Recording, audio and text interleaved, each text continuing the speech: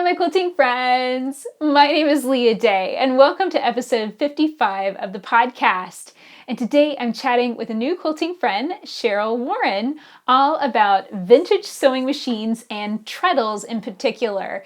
And we're actually going to flip-flop the episode this month. Instead of the introduction first and the interview second, we're actually going to do the interview first and the introduction second, because a lot has happened since I spoke to Cheryl. So we recorded this interview several months ago, and this was before I knew anything about treadle sewing machines or vintage sewing machines at all.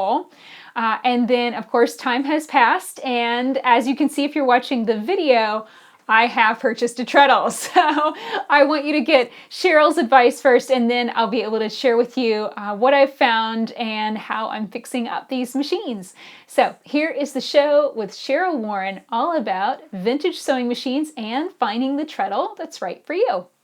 Hello, my quilting friends. Leah Day here with Cheryl Warren. Welcome to the show, Cheryl. Thank you, Leah. So a little introduction. Cheryl is the creator of the Dragon Poodle blog, where vintage and antique sewing machine restoration is the main topic. The passion for bringing old machines back to life was born when she was given her husband's grandmother's Singer treadle and was able to transform it from a dirty, sticky, stinking eyesore into a beautiful, functioning sewing machine. So I am so excited to be talking with you today because I have a little secret. I am looking for a treadle. I'm actively seeking one out. So let's start with that. What should I be looking for in my search for a treadle sewing machine? Okay. Well, there are millions, literally millions of treadles out there because back in the day, every household had to have one for utility sewing, garment repair, making garments, all sorts of things. And lots of people have them in their attic or their basement or their front hall. And most of them, in my experience, if they have all the working parts, just need to be oiled and cleaned and have a new treadle belt on them. So if you have Granny's old treadle, try that first, before you go looking. This is advice not just to you, but to your listeners as well. Try that first. The difficulty runs into if something's missing. For instance, the older treadles, which are very beautiful, so the black ones with the gold and beautiful designs on them, they took a type of shuttle called a bullet or a boat shuttle, which kind of looks like a bullet. And if that's missing, you have to find one before anything else happens. So my recommendation for someone who doesn't want to fall down the rabbit hole that I fell down would be to look for a Singer treadle because the parts are still available even now. And you can get reproductions of those shuttles and the little bobbins that look like spindles that go in those shuttles. So those are the oldest machines. So look for a Singer treadle. And then the other news is that by the post-war period, the bed or the base of the machine was fairly standardized. So there are a lot of other machines that you could drop into a Singer treadle. If you had one of those old ones and you didn't have the parts, you could find something a little bit more modern, post-World War II, including one that zigzags, which the old ones didn't do. So it just depends on what you're interested in. Yeah. So just a little bit of research that you sent me. You sent me a lot of links, and I started checking it out. But it looks like there's really kind of three segments to a treadle. You've got the machine, you've got the irons that go on the bottom, and then you've got the cabinet. So you can take it all apart. You can take it all apart. You can take the cabinet off, and if you have someone who's handy with woodworking, you can have a top built for whatever machine you have. I'm not handy with woodworking, so I avoid that. And you can pop the machines in and out like crazy. So yes. Yeah, and I thought that was so cool. So the cabinet itself will fit any Singer of that era, and we're going to get into 15 clones too. But so basically, they're kind of all cross compatible. They will all fit into there. Yeah, they're mostly. Now Singer did make a 3/4 size machine. And they did make a 3/4 size treadle. I have a friend who owns one. I've never seen one in the wild, as we say, Craigslist and yard sales. And then, of course, they made the featherweight, which can't be treadle. That's another animal, all by itself. So I'd look for a standard size machine rather than a 3/4 size. And I will have a blog post up about all of this, and I will include the dimensions of the standard size bed and the 3/4 size bed, so you'll know, kind of what to avoid. Yeah, so you basically can kind of go to an antique shop and be able to measure and know what you're working with, know what you're dealing with. Because I admit, when I first started thinking about this, how I got into it, I contacted my friend Bonnie Hunter and said, Bonnie, what should I be looking for? She sent me straight to you. Oh, that's wonderful. Yeah, I'm so thrilled to hear that. Yeah. And I don't know her personally, so it was a big thrill to me to find out Bonnie Hunter reads my blog. I think that we all are kind of looking for the right information, and when somebody is so knowledgeable and is sharing it, then we want to share you. So, and it just happens that we're all in North Carolina. Small number of people. There's a tiny number of people that write about vintage sewing machines. Yeah, it seems pretty niche. Yeah, and we're all in North Carolina, which is kind of a lucky thing too. So if I need to, I can just come up and visit you, and you can help me shop. My sister-in-law, I know where you live. I won't say it online, but my sister-in-law lives in your town. So oh, wow.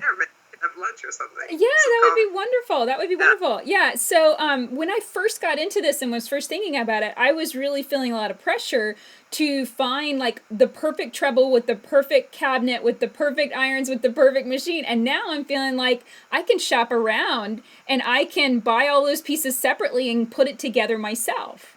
Mix and match. That's right. That's right. In fact, if you buy a treadle and it'll need to be cleaned. I mean, that's the biggest thing is cleaning. And the best way to do that is outside, because you won't believe the grunge that would run down off those irons.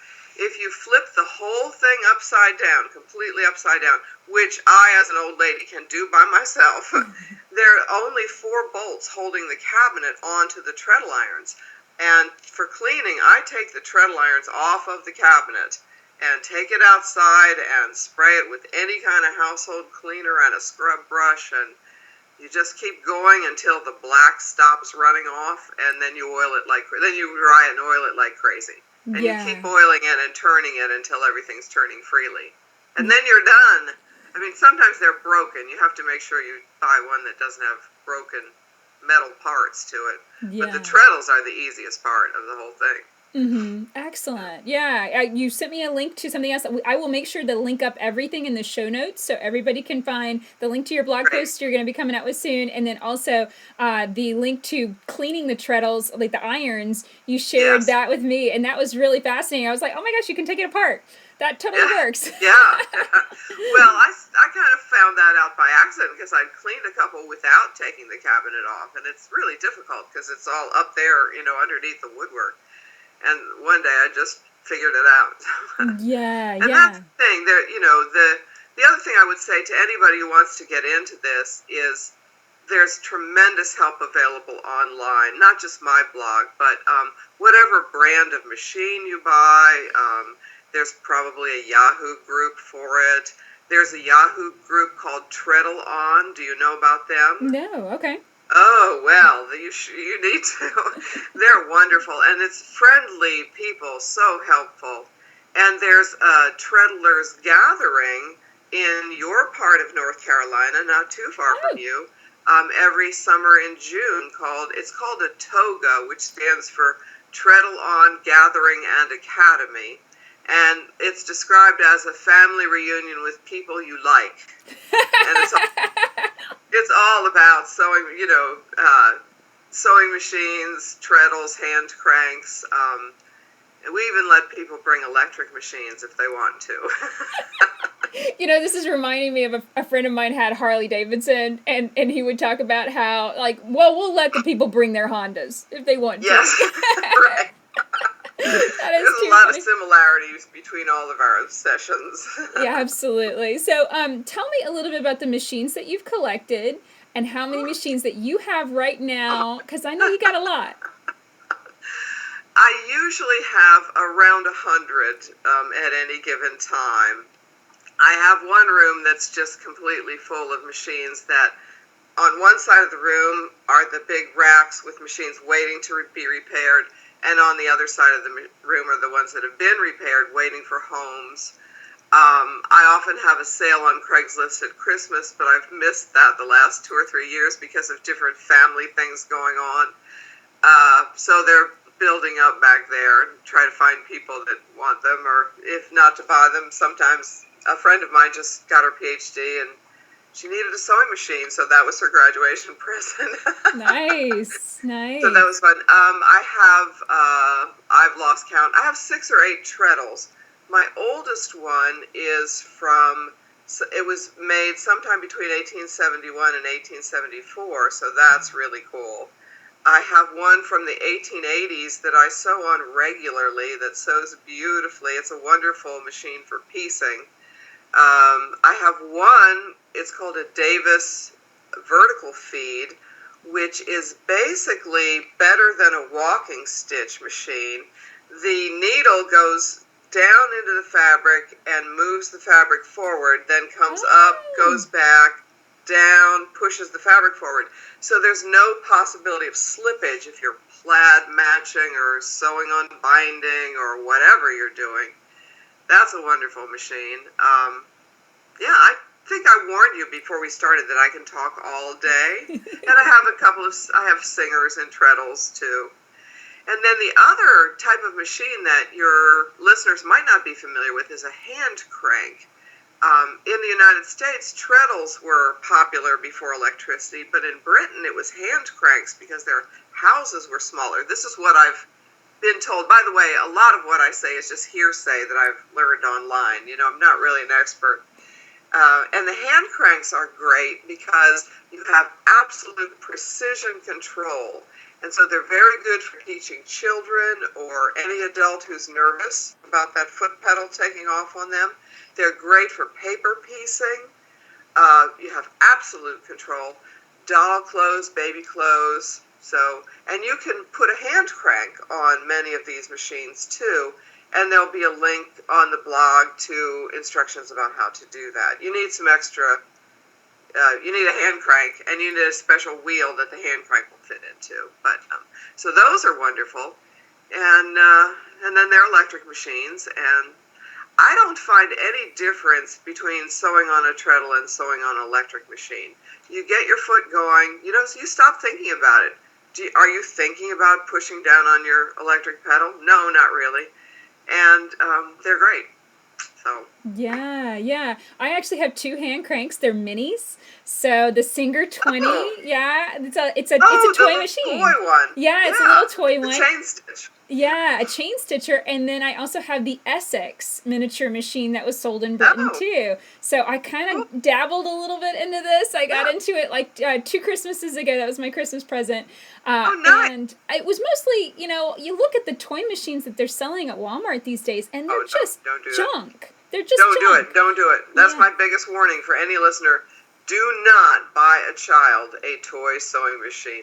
And even, honestly, the vintage ones, some of them work, some of them don't. So if you've got one that's working, that's great. So people either love them or they can't get them working. Yeah, and they're cute. They're nice to have on display. They're cute, yes.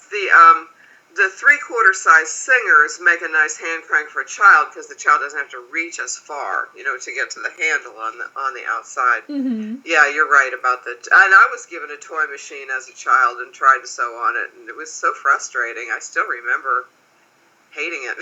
Yeah, I mean, it's almost we don't want to make them unhappy with sewing right away. Yeah, like let me go get a needle and thread. That's what I did. I got frustrated. I didn't know how to use the machine I grew up with. I didn't have a manual for it to read to learn. So I just grabbed needle and thread and hand stitched. And then I only just got stubborn about it when I got in high school, and that's when I tracked down a manual and tracked down feet and tracked down a dealer and all that good stuff. So let's talk about 15 clones, because this was the thing that I was really excited to learn about. So tell us what that is and why it's so important. Yeah. So when you first contacted me, you said that you were looking for a very specific machine, which was a Singer 15-88. Well, the Singer 15 was made for decades upon decades. It was a very good workhorse machine. It has the class 15 bobbin system, which I'll talk about when we talk about free motion quilting. and they made one with a motor stuck on the back, and it's a direct gear drive, which is apparently awesome, but I've never had one, so I don't really know. Well, actually, I do own a couple. I just haven't reconditioned them yet. I'm not using them yet. But they also made Singer 15s with removable motors on the back. And there'll be pictures of it's called a potted motor, the one that's stuck on there. You don't want that. You can't take it off. You can't treadle it. But a 15 with a removable motor, you can treadle. But they just didn't make that many of them. So I didn't want you to be frustrated and spend years of your life searching for a 1588 when there are all these other machines out there. After World War II, the United States government did not want Japan to build up its military again. In fact, we prevented them from doing that. And we gave them encouragement to develop other industries. The only industry I know about is sewing machines. But we gave them the rights to recreate this Singer 15, which had already been in production for, 40, 50 years, maybe longer. And so they started making it line for line, exactly like the example they were given, in black. The Singers were all black at the time. And then the Japanese started getting smarter than us, and they made them in beautiful colors, and there'll be pictures on the blog of I have a pink one and a green and white one and a blue one. And then they started adding extra features like a feed dog drop, which is very useful if you're free motion quilting. On the Singer 15s, you can drop or remove the feed dog by turning it upside down, loosening a screw, lowering it down. But this is just a button on the top of the machine that you push. And then after that, they started doing other things, zigzag, this and that, other features. But there are a bunch of post-war Japanese machines that line for line look exactly like the Singer 15. And again, pictures on the blog of what that looks like, what to look for in that. So, yeah, and they're pretty. Yeah. They're not black. Exactly. Like, yeah, if you wanted a Singer, you could get it in any color you wanted, so long as it was black. Exactly. Now, they did have to loosen up a little bit after the Japanese just beat the pants off them after the war. It's the old story of moving manufacturing around, labor costs and marketing and all that stuff, Yeah. Long story we don't need to go into here. Keeps getting repeated over and over again. And those are not really, they don't carry the same value as the Singers, though.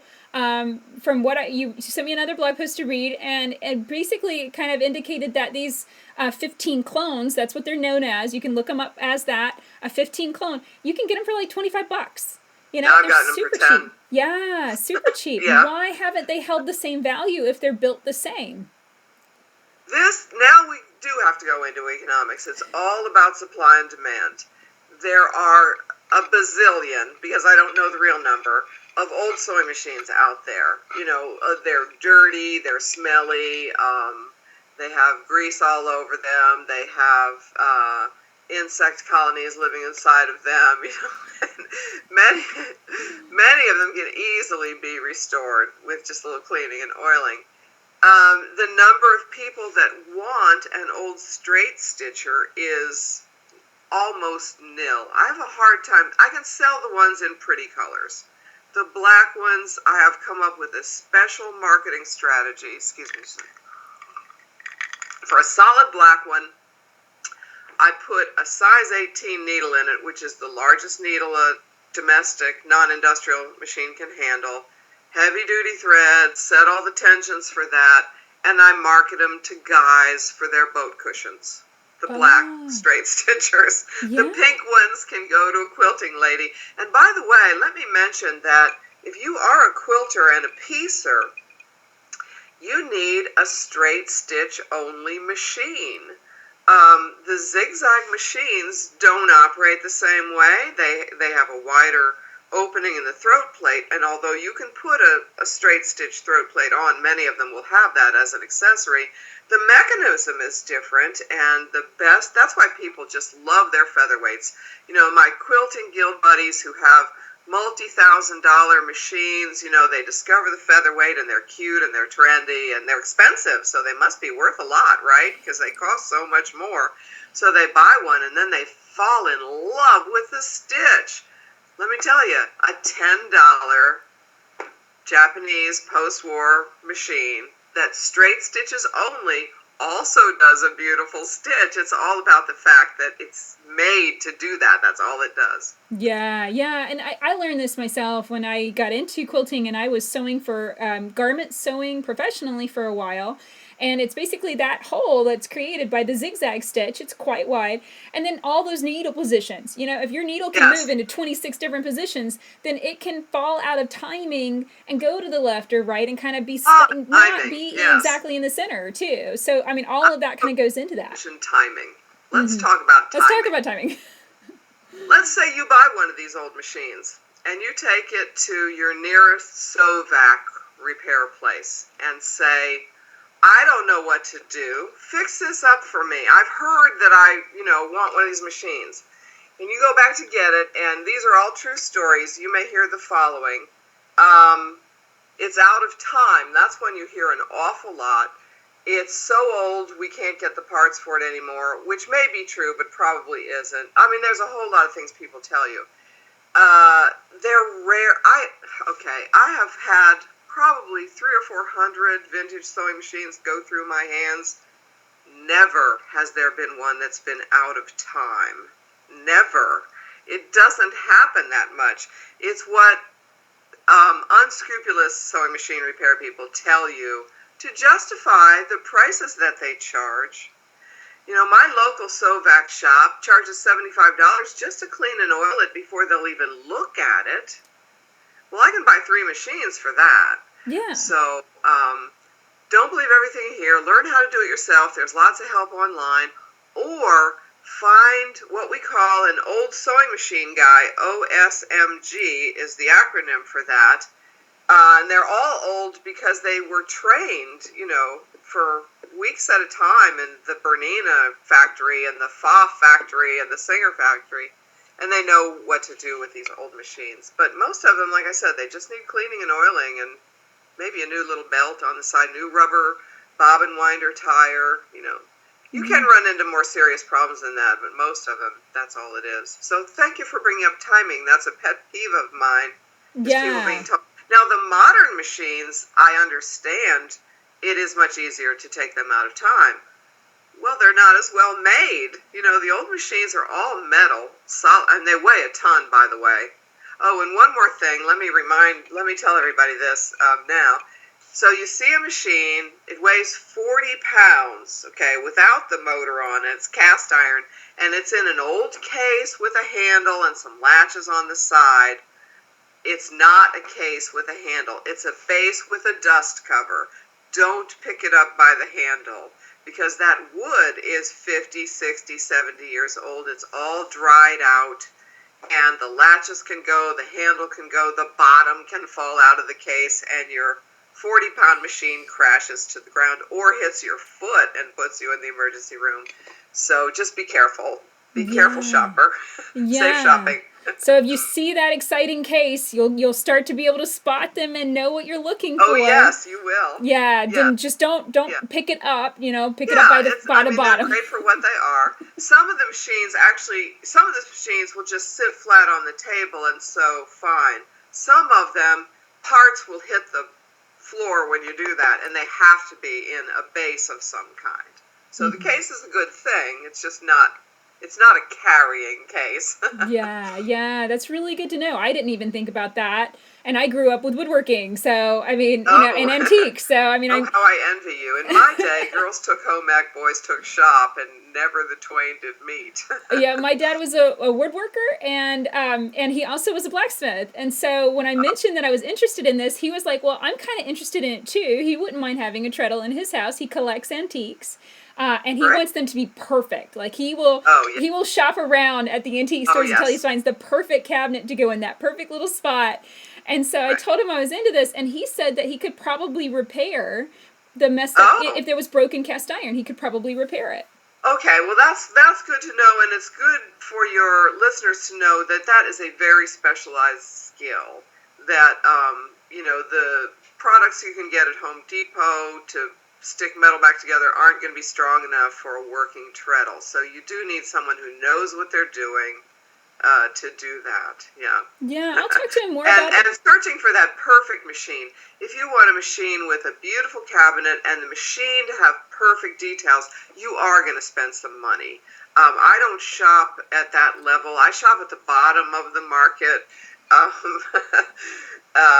But just be warned that you're not talking $25.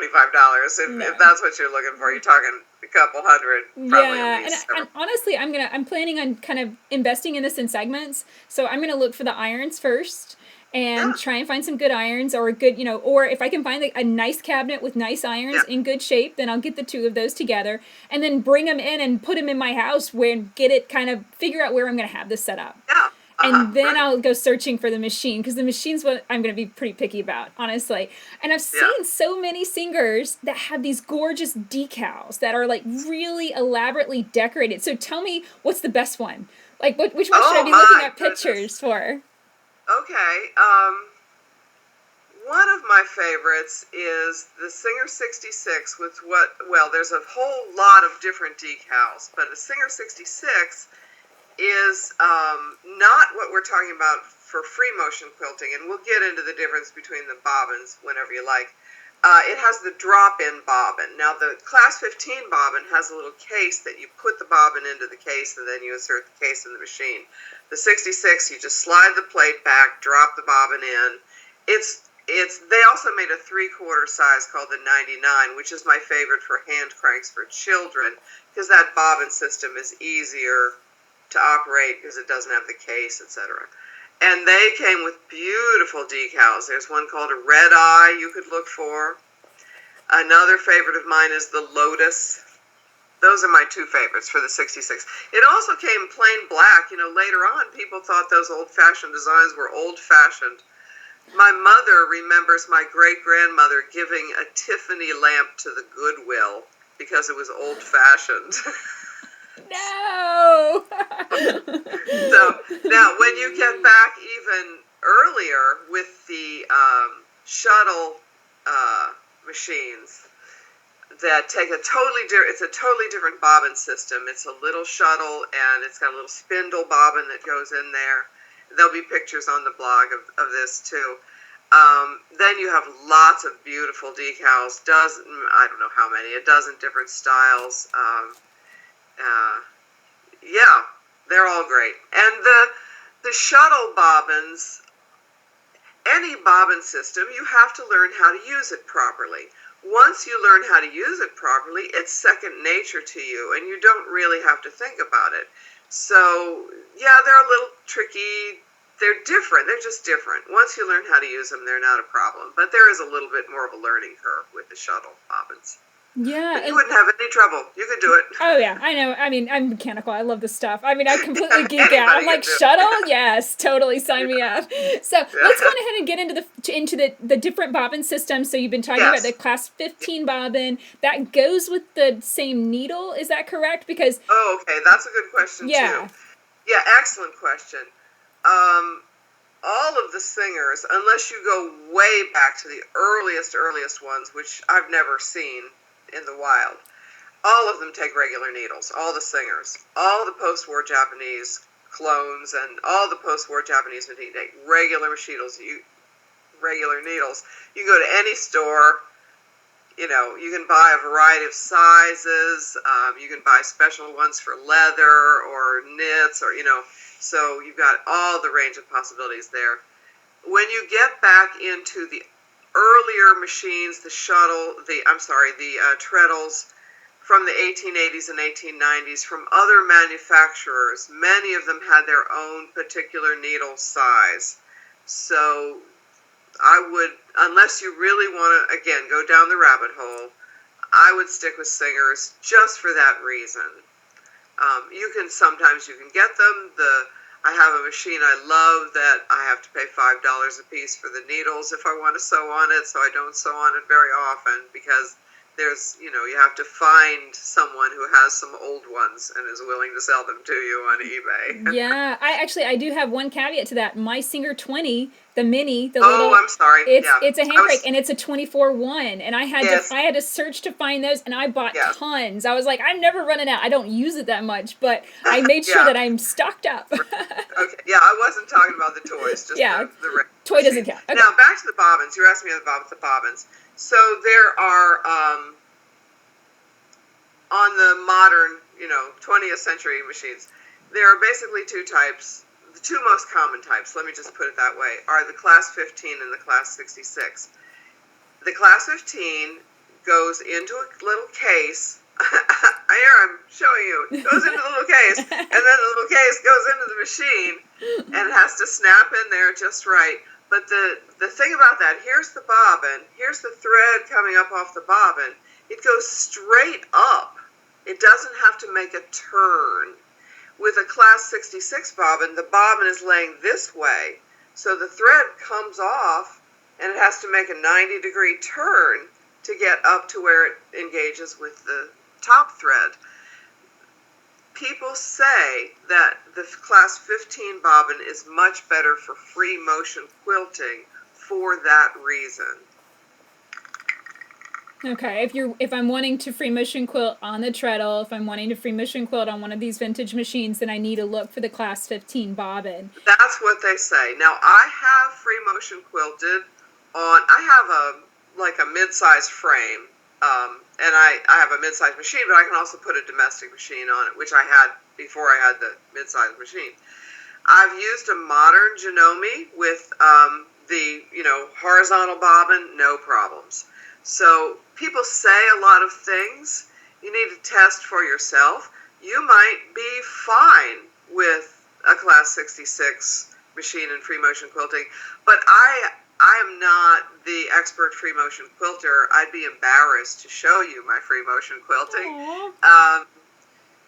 So I'm just reporting what I've heard. In other words, I don't have extensive experience with this, but lots of people say that the 15 bobbin system is the best for many reasons. So this is the only difference between what we call side loading. I never knew that the official name of that is a Class 15, and then top loading. I always just called it top loading, side loading, and I've stitched on both of them interchangeably. I've switched from Juki to Janome to Bernina and back again over the years, and you can see at least a couple hundred videos on every type of bobbin that there is, and it doesn't make any difference. It really doesn't. Right. Well, let me say though. I want to talk about the bobbins really quickly. On an all-metal machine, you are supposed to use metal bobbins, and on a plastic machine, plastic bobbins. I think it matters more on the plastic machines that you don't want the metal parts wearing down the plastic parts on the machine. I don't think the all-metal machines care that much, although the plastic bobbins are much lighter. So if there's a problem, it would be because of that. The modern metal Class 15 bobbins, there are a lot of problems with the manufacturing of them. One of the suppliers that I use, and the only one I will link to on my blog because she's the only one that never lets me down, stopped selling them a while ago and only sells the 15 plastic bobbins. So you can see when you look at them that they've been squished together in the factory, and there's little parts sticking up that'll catch your thread and cut it, and I mean they're just a hot mess. Yeah, so, quality, definitely. Back to the bobbins. There's two basic types, Class 15 and Class 66, two most common types. Of course, Bernina has their own, Pfaff has their own, etc. They're not interchangeable. If you have them side by side, and there will be links to pictures on the blog, the Class 15 are dead flat top and bottom, dead flat. The 66s are bowed a little bit, so they're domed a little bit, top and bottom. They're a little bit smaller and they're domed. So if you have a drawer full of bobbins, or if you buy bobbins at the thrift store, make sure you know what you've got in there, because you need the proper bobbin in your machine to make it work properly. Absolutely. Yeah, that can definitely make a big difference. I once got some really cheap bobbins, and I noticed that even if I dropped them on the floor like one time, they would bend. And then they Oh, would not yes. work anymore. Yes, that's right. I was once quilting a baby quilt and I had a foff on my free arm machine. Great machine, a vintage foff, and it just drove me crazy. And I had so much trouble. And what you do when you have trouble is you take the thread and the bobbin out and you completely rethread. And I had done that several times, but I hadn't actually looked at the bobbin, which was dented. And that was the whole problem. So. Oh no. It's awful when that happens. It's so frustrating. A lot of unsewing happened that day. I bet. So now let's talk about foot shank. This is another thing that I know Yes. people find really confusing. Now, does that correspond with the bobbin type or not at all? Not at all. Not Okay. at all. The foot shank is the way the presser foot attaches to the machine. The three most common types, and again, there are lots of proprietary types, are the low shank, the high shank, and Singer had a slant shank. And then Kenmore's had a super high shank, but I'm not talking about Kenmore's today. Although they're fine machines, their footprint is different. They won't fit into a Singer treadle, so I'm not talking about them today. Low shank is still the most common, and if you go into, I don't know if you want me to mention any names of stores, but those stores that we know of that we go into all the time, either for sewing or for groceries and everything else, low shank feet are what you'll see on the wall there. Then there's a higher shank. Oh, and all of the 15 clones that I have had go through my hands they've all been low shank. The original Singer 15 was low shank. That doesn't mean they all are, because I haven't seen everything, and there's no international database of sewing machines, because we're talking about the 1950s and the 1960s, before computers and people thinking they could know everything about everything. Then, on some of the Japanese zigzaggers I've seen, they have a high shank, which is just a different, it attaches, the low shank attaches down here on the needle bar, the high shank attaches up here, so the presser feet have to be taller to attach up here, and they're not interchangeable, so you just have to know what you have. And the supplier I use, there'll be a link on the site, has a page that shows a picture of the different shanks and has dimensions. So my advice would be print that page out while you're shopping, and then you'll know what you're looking at. It's a lot. You can find high shank feet because industrial machines use them. So there are literally hundreds of them, and they're easily available. But the low shank are more easily available for the normal person just walking into a store and buying something. Yeah, and you can get such variety of really both types. It has always been kind of a struggle to find good darning feet, like well-designed darning feet. Yes. Thankfully, that's getting easier now with ruler foot quilting coming in. That's getting a little easier to find a better designed foot. But yeah, I oftentimes will take a darning foot and break it to make it work better. I read that. Yes, or I heard that. yeah, that works too. I didn't know about your podcast until recently, and so I've been catching up. So I heard that. I thought, oh, she went around a whole room full of women and broke their darning feet for them. Yeah, when I do a class, I always start like, you might not trust me now, but by the end, you're going to be begging me to break your foot. And that works really well. And it's one of those things. It's all about experience and trying it yourself. I can look at a machine generally, and I mean, it might be a freaky foot, but most of the time I can look at it and know if it's high shank or low shank. Just, if it's usually snap-on feet, if a machine has this, like the newer ones that have snap-on feet, those are generally all low shank.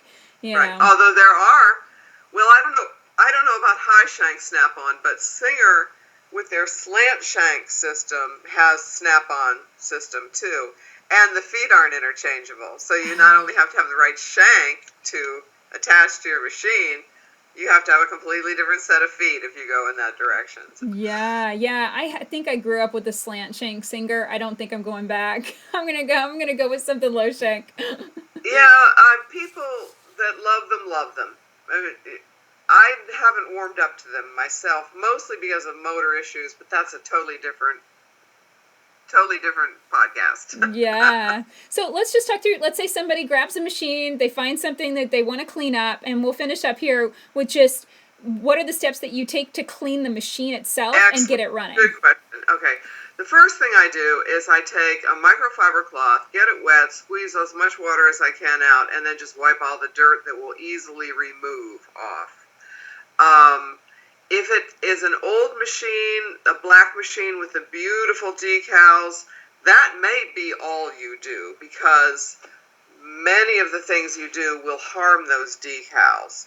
The one thing that is most likely not to harm them is just sewing machine oil. To wipe it over, just go over it, once a day for a year, and you're getting all that old. It will gradually dissolve the old oil and dust and gunk and whatnot.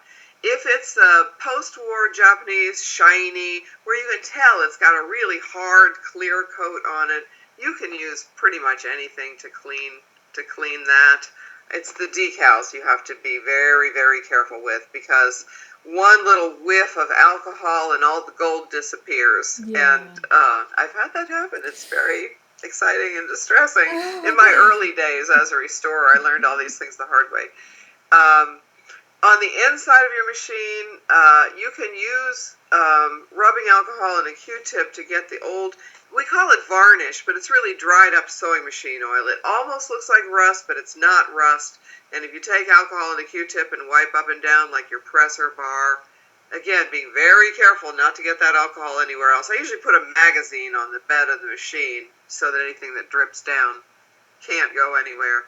That will remove that old stuff. But sewing machine oil will dissolve old sewing machine oil.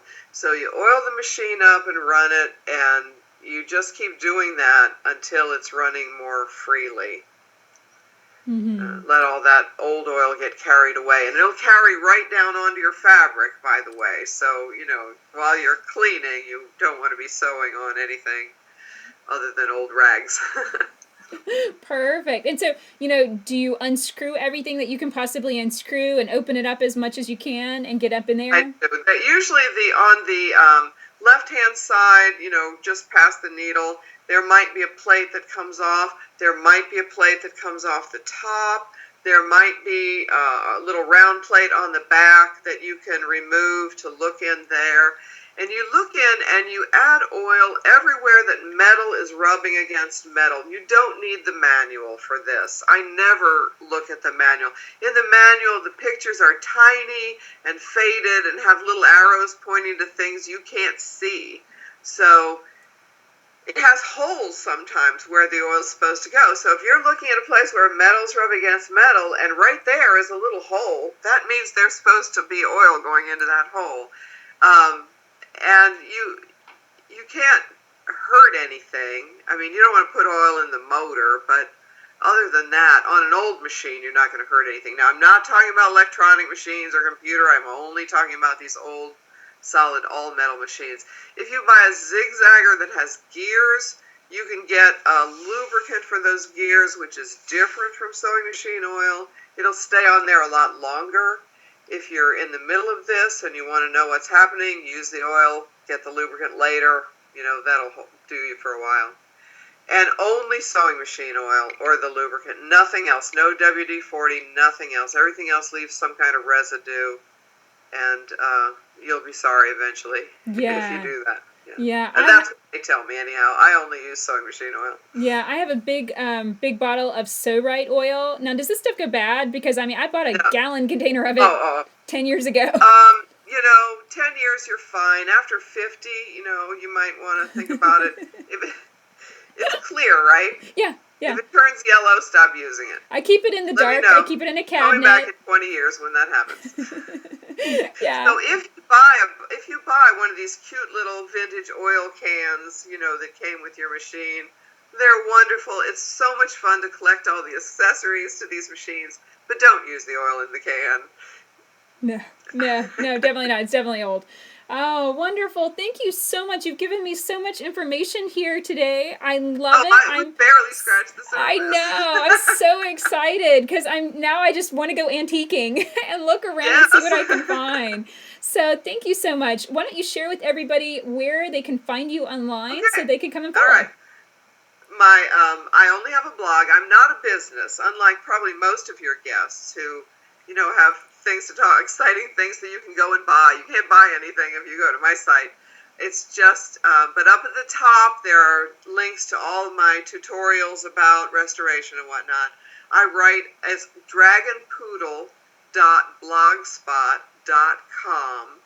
When I first retired, I thought I was going to do crafts on the side and make a little extra money. And I was listening to podcasts about crafty businesses. And they said, well, you have to have a really distinctive and memorable name. So I came up with this excruciatingly embarrassing and inane name. It is memorable. It really is. It really is. I've met people at conventions and they've said, oh, you're Dragon Poodle? So that's the reason for the name. It's really just my basement studio. I have what used to be a big family room downstairs. It's empty nest, all studio now. And I write mostly about vintage sewing machines, but I write about whatever I'm doing, whatever I feel like doing, whatever. That's usually wonderful. Sewing related. Almost always sewing related. Well, that is super wonderful, and everybody will be able to come and check it out. When you have machines for sale, right? So you post about that. Yes, when I do my sales at Christmas time on Craigslist, I do put that on the blog so that people that follow the blog, I've met. One of the fun things about the blog is I've met other people in my local area with the same obsession and gotten to be friends. So that's fun too. Absolutely. Yeah, you never know. It's kind of funny, like, you have lots of sewing machines in your closet. You kind of have to, let people know that you've got that hobby and you want to collect too. Oh, believe me, everybody that knows me knows. Well, you know how people with obsessions are.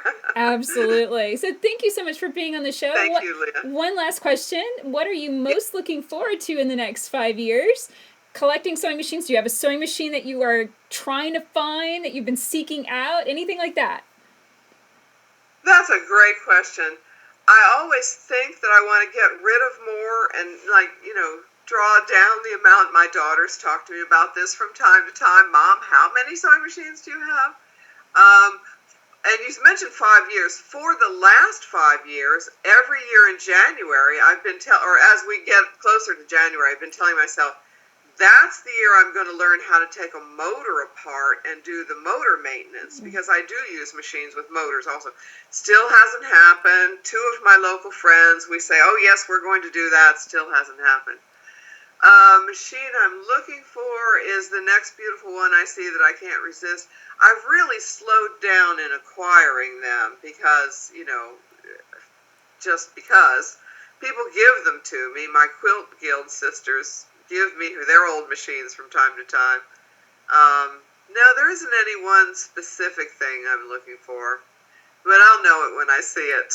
Absolutely. Well, I do hope that you will pursue your goal of taking a motor apart. That sounds exciting. Hey, I'd love to learn how to do that. Well, you ought to come over here and maybe we'll tackle it together.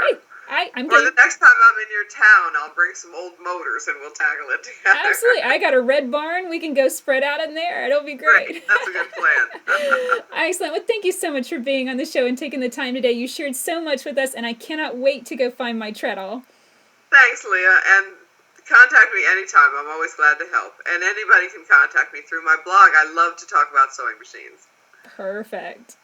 So that's it for Cheryl's interview. I really hope you enjoyed getting to know her a little bit and learning more about vintage sewing machines. And just in case this is your first podcast episode ever, I did want to let you know that we also have a video version and you can see what is in front of me. I am sitting in front of a vintage Treadle sewing machine, and I just purchased this a couple weeks ago. The funny thing about this that took a little while for me to learn about is none of the earlier singers had model numbers on them.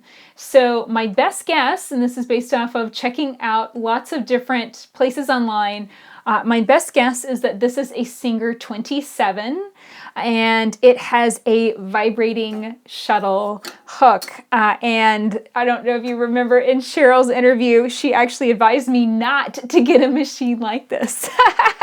So it just shows how well I actually listened, which is to say, not really at all. So I'm going to pop this out here and just show it to you because it's so cool. So this is the bobbin. It looks like a bullet, and it looks a lot more like a shuttle that you would think about in weaving. And I'll make sure to share a picture of this, a nice close-up in the show notes. But the bobbins are also really cool. They are these, they look like spools of thread almost, and they're wound instead of the traditional bobbin that you think of as a circular disc.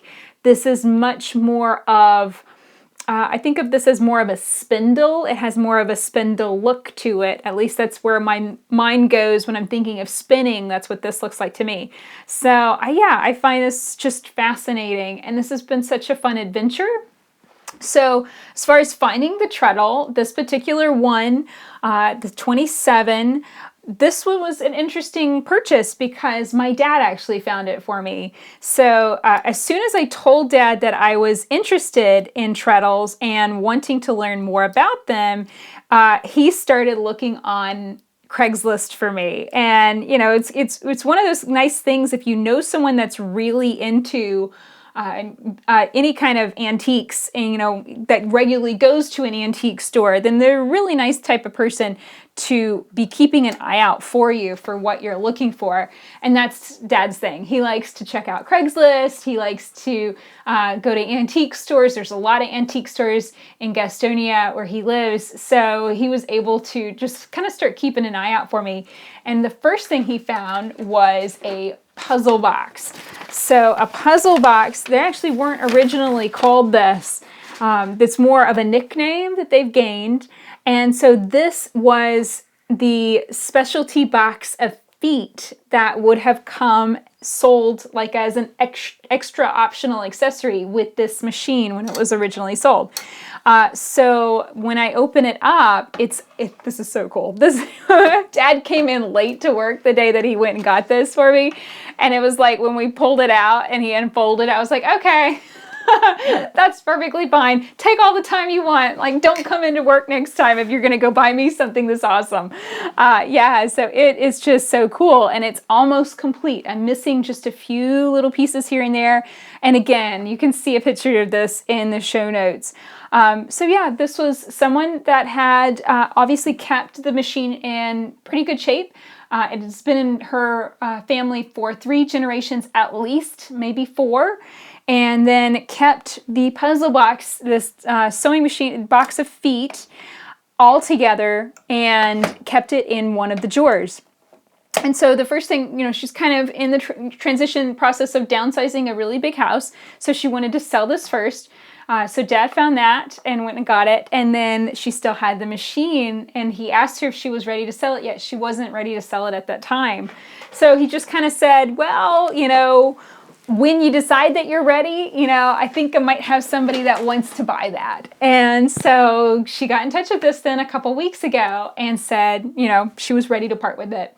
And so, you know, basically I've just been kind of playing around with it a little bit. The belt was broken, so I couldn't test it to see if it worked, but I had a great movement on the machine itself.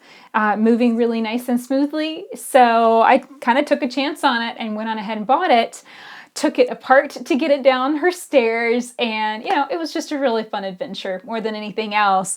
And what's surprising about this is as soon as I got it into the crafty cottage and set it up, it kind of has, I don't know, it feels different in here.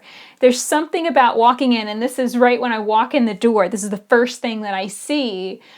There's something about seeing this that just really makes me feel amazing. I don't know what it is. I think some of it's the history, some of it is just, the feel of something really well made. I'm not really sure, but I love it. I love where it's at. I love everything about it. So I have the treadle belt to replace this, but I'm kind of feeling like the machine just needs a really deep cleaning. Just a good scrub down. And so that's the next stage. I'm going to take it out of the treadle cabinet and take it into the barn and kind of give it a good polish and scrub down. It's really in wonderful, wonderful condition. Now, the other treadle that I picked up, no, I did not stop with one. I have purchased two since I spoke to Cheryl. I have actually managed to pick up two treadle machines in that space of time. So part of that is a testament to how far ahead I get in recording podcast interviews, but then the other half of it is how quickly I was able to find machines and fall in love with this whole thing. So the other treadle that I have is in the red barn right now, and I'm kind of cutting my teeth on it. And I'm really glad that I did that because I think I've already broken it. This is not good. So that machine, this is another whole treadle, and it was much smaller. And so this has a full leaf and the machine can drop down. The 27 is in a table where I can drop the machine down, close the table, and it just looked like a really nice cabinet. The Singer 12 does not have that system. It is not nearly as big. The machine only sets up on top. It doesn't have the possibility of dropping down, and it only has two drawers on one side. And then it has a drop leaf. So it's a short drop leaf that just pops up. And so that's what I initially really liked about it, is it would take up less space. It would be a smaller, more compact machine. And it's also a smaller machine. And I realized, this is actually a fiddle base. That's the name of it, because the shape of the bottom of the machine is in the shape, it's kind of curvy and looks a little bit like a fiddle. So they've been nicknamed fiddle base. So yeah, it's a Singer 12. And what initially really inspired me to pick it up is number one, it was $65, which is extremely cheap. And the number two was it was made more than 100 years ago, 1881 or so. So that would have been 100 years before Josh was born, which is pretty cool, I think. So for some reason I saw that. All right, so I saw that machine, the Singer 12, in an antique store. And it was kind of tucked away in the back, and it had all this junk on top of it, and it was filthy, and the table's in bad shape, the machine's in bad shape, the wheel won't move at all. But I cannot get this machine out of my head. I mean, I need a new project like this, like I need a hole in my head. But I couldn't stop thinking about it, and I couldn't stop wanting it. It was only $65 and, all that kind of stuff. So I just decided, you know what, I really want to learn about this. I really want to play. So I decided to get it. And that really is kind of my test and play machine. And like I said, I think I've already broken it because I was a little overly aggressive cleaning some bits, and something broke yesterday that doesn't look like it'll be easy to fix. I'm looking for the replacement part already. And this just lets you know, just in the level of the machines. So the Singer 12 predated this machine by a few years. The Singer 27, I can still get parts for it. I can still get parts and pieces and replacement. Like I think the spring might be a little bit shot here on this machine on the 27, and I was still able to find that replacement spring from a distributor, so it's still being sold and distributed. The Singer 12, not so much. I'm having trouble locating any parts for it at all. But the fact that I can still find parts on this thing is just, I think that's incredible. I think that's really, really cool. I'm using that machine, the Singer 12, as a learning experience. I was pretty upset with myself when I broke it, and I'm still a little miffed at what I was doing. But we have to start somewhere, and I knew it was going to be a learning experience. And there are more Singer 12s in the world. If I have to have that exact model, I can go and find another one and restore another one. And the one that I have, I've got to say, is in just such terrible shape. I don't think I'll ever be able to unfreeze the bobbin area completely. So maybe it's okay that I broke it. It's going to teach me how to be super careful whenever I'm cleaning and polishing up this one. So It's been an adventure, and it's been a delight more than anything else. I've always been a very mechanically minded person. I love taking things apart and seeing how they work. And the simplicity of these machines, when I took the Singer 12 apart yesterday, it was just like, oh my gosh, it was so simply built, but everything is machined to absolute precision. It's beautiful on the inside as it is on the outside. It's unfortunate that that machine was full of bugs, but I oiled it and it started moving. I mean, it was that well made that 100 plus years and at least 30 plus years in a probably an old barn or somewhere where it was exposed to bugs and a lot of grime, it still is able to get going and start moving. So I think that's super cool. And these were made before built-in obsolescence, before we started manufacturing things intentionally so that they would break. And I think that it just has a different feel to it. I really feel like that. And it feels amazing. So I've had just a great time. I hope you can tell just how happy I've been playing with these machines and having this adventure. And I'm thrilled to just keep playing with them. I definitely plan on sharing videos, just, hey, if I have to piece a quilt, I might piece some of it on the treadle, just for fun.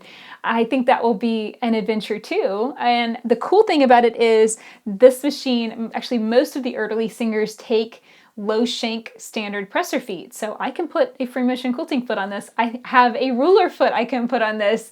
We can do all kinds of quilting on this. Once I get the belt fixed and going, then I can maybe do just about everything I do on my regular machines on this treadle too. So I think that would be a lot of fun just to explore and experiment. It's just another machine to play with, just like my long arm, just like my home machines. This is just another type of machine to play with, and it's just another thing to learn. And super positive, hey, if the zombie apocalypse ever happens, not that I ever think about that, but if the zombie apocalypse ever happens, hey, I've got a machine that does not run on electricity. I've got two, so hey, at least we will be clothed during the zombie apocalypse. So yeah, that's been a lot of fun. So other updates about what's going on around the house.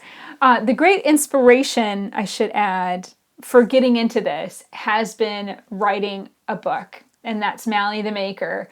And so that has been the major thing I've been working on for several weeks, because I finished the writing of the book and now I've been in editing.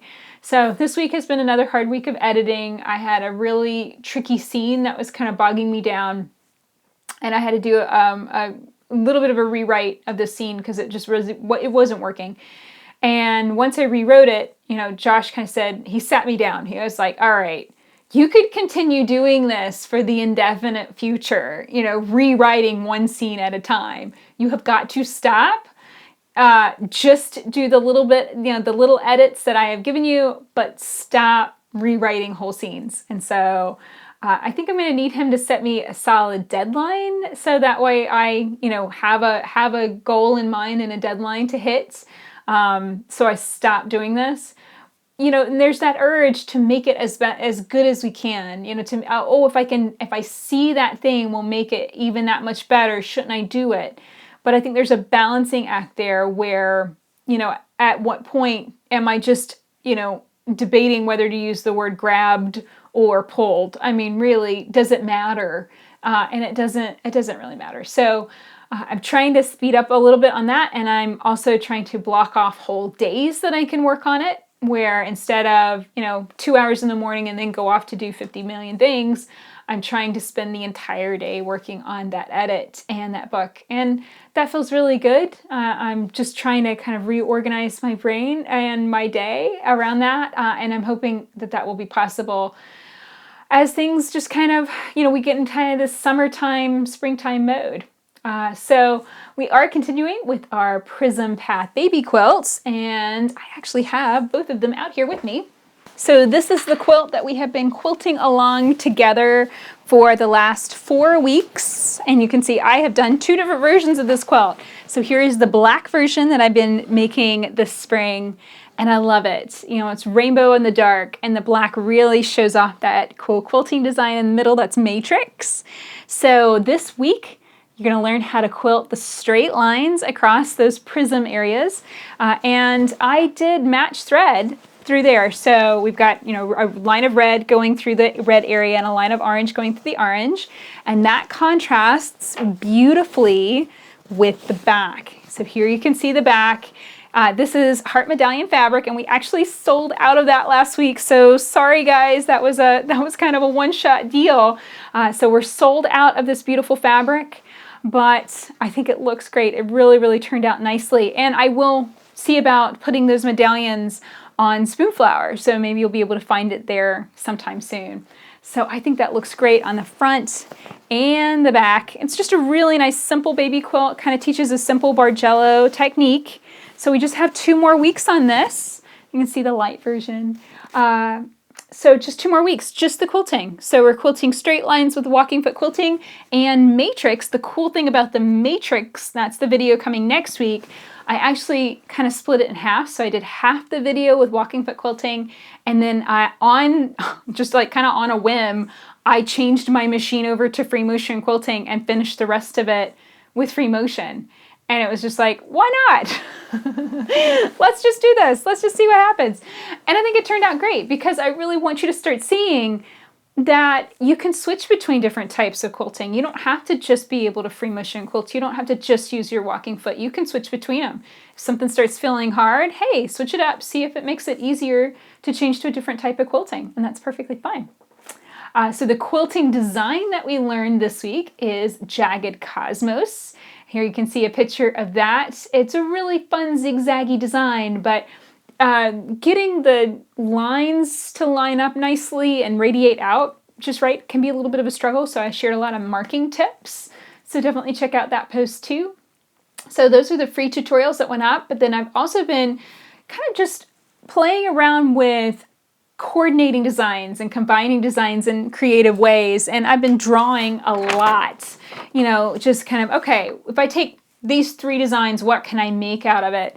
And running with that idea. And then I'm going to maybe even start quilting some of, you know, those drawings just to see what happens, and creating different cool combinations where it's like, okay, if we take, you know, stippling and we add that to another design like swirling water, you know, what ends up happening? And, you know, just kind of creative tangents on a small scale. You know, if I can keep it kind of small and have fun playing with them, that seems like something really fun to do. So that's really what I've been mostly playing with, a lot of drawing. I'm working on a really cool book, and it's 100 Days of Hand Lettering.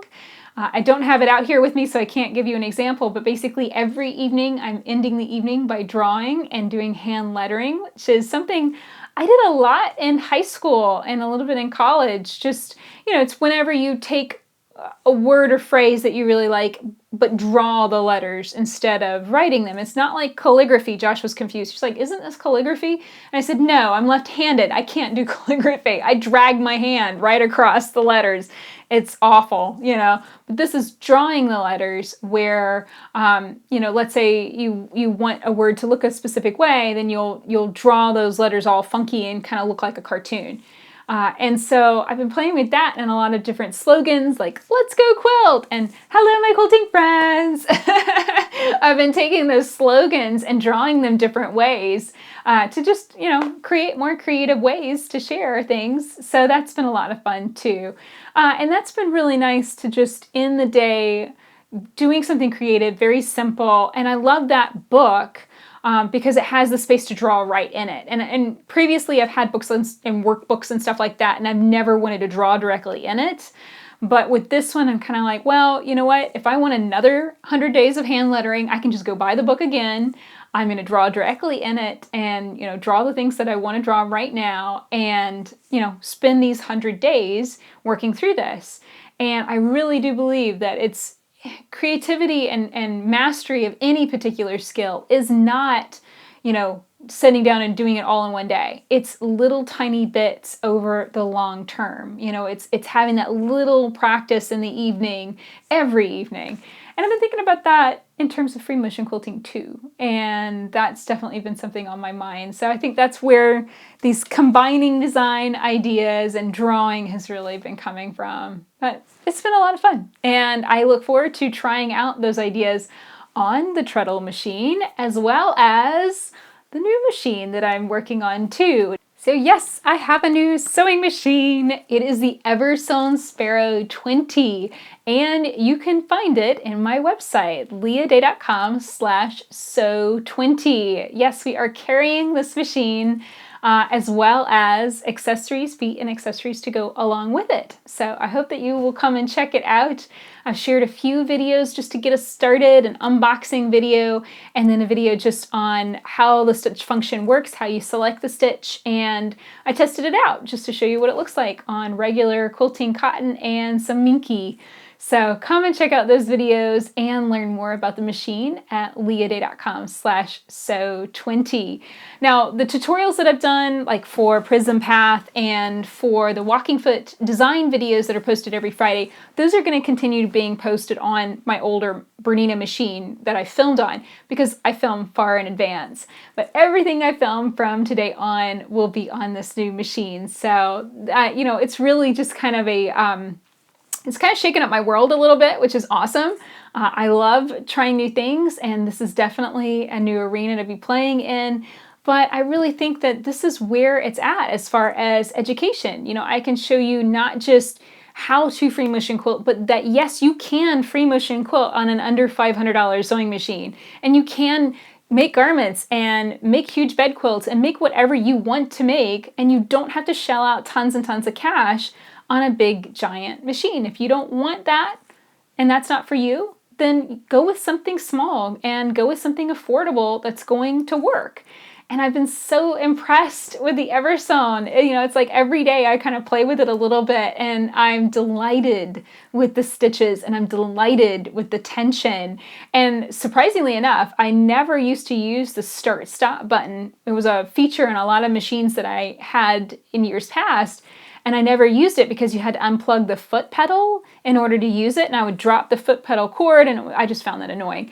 But with this one, you don't have to unplug the foot pedal. So I have been using the start-stop button more than I ever did before, and I'm actually finding that to be a really useful feature. And it also has a needle up, needle down, and not a bad-sized harp space. I think it's actually a little bit bigger than what I've been quilting on for a while now. So yeah, this is really cool. I'm really excited and psyched up about sharing tutorials on this machine and doing some general sewing tutorials too. How to install a zipper, how to do buttons and buttonholes, all that good stuff.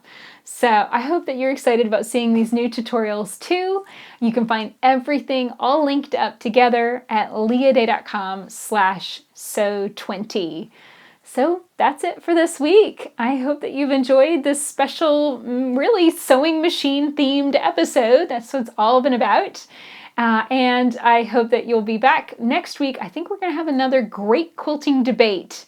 I want to take on that ownership. If someone else quilts your quilt for you, does that change who it belongs to? That kind of thing. I think it'll be a lot of fun. So make sure to tune in next week for that episode. And of course, come and check out my website at leahday.com to help support the podcast and make sure it continues. It really helps us out a lot. If you post a review to iTunes, that's really, really helpful too. And of course, you can find more podcast episodes at leahday.com/podcast. And that's it for this week. Until next time, let's go quilt.